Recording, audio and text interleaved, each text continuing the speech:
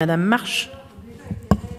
Madame la vice-présidente, monsieur le vice-président, chers collègues, la voilà, enfin cette nouvelle convention, car nous l'attendions depuis un moment. Elle arrive au dernier moment, mais elle arrive.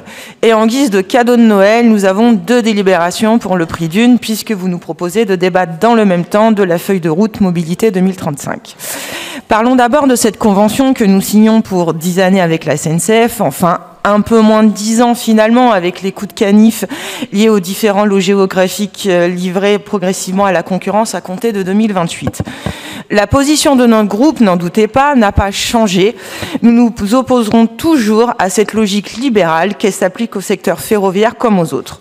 Nous regrettons bien évidemment ce choix de l'exécutif qui organise à marche forcée la privatisation de nos trains régionaux, alors que d'autres choix étaient possibles, comme l'ont montré les régions Bretagne et Occitanie. Pourtant, le président de la région, quand il le veut, sait mener des combats contre l'Union européenne et l'État. Dommage qu'il n'ait pas pris son bâton de pèlerin contre l'ouverture à la concurrence des trains régionaux. Cette convention détaille un peu plus à la sauce à laquelle les usagers et les cheminots seront bientôt mangés, si vous me permettez l'expression. Des procédures administratives longues, des appels d'offres qui vont coûter très cher à notre collectivité, tout ceci bien gardé par le secret des affaires. La construction d'usines à gaz pour gérer la multiplicité des opérateurs, sans parler des problèmes de billettique. Des agents de la région et de la SNCF qui, au lieu de travailler au développement et à l'amélioration de l'offre ferroviaire dans les prochaines années, vont passer leur temps à organiser cette privatisation. Une sacrée gabegie. Passons aux chiffres, car derrière la communication, la réalité est tout autre. Sur les 130 nouvelles rames annoncées, 19 ont déjà été commandées, 70 serviront à remplacer les trains corail en fin de vie. Donc au final, ce n'a fait que 41 nouvelles rames supplémentaires pour l'ensemble du réseau régional.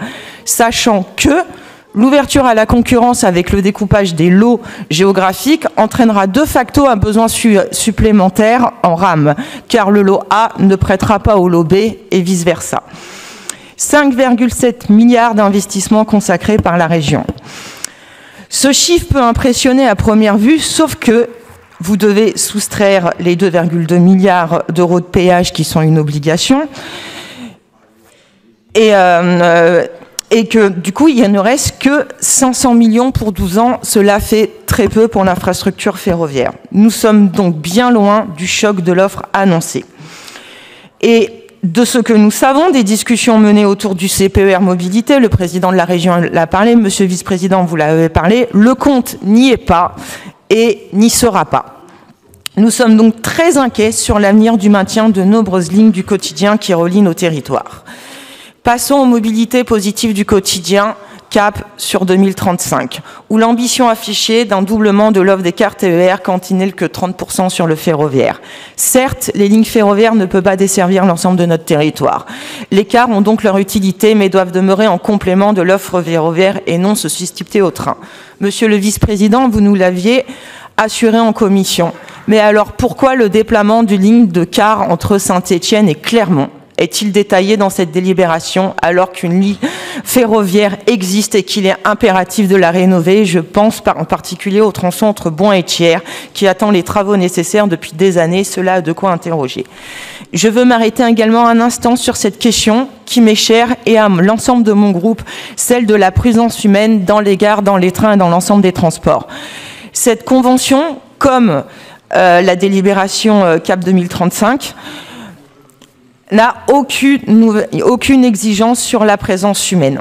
Pas de garantie d'un contrôleur dans chaque train. Pas de garantie du maintien des guichets et des heures d'ouverture. Il s'agit là d'un angle mort. Nous le regrettons fortement car cette présence humaine est un élément essentiel des attendus aux usagers et non des clients. Autre exemple, toutes les opérations de billettique ne peuvent être effectuées via des bornes automatiques sur le site internet et les applications. Par exemple, la Cartoura ne peut s'acheter que sur un guichet. Et nous avons des usagers de notre région qui font des kilomètres pour pouvoir l'acheter.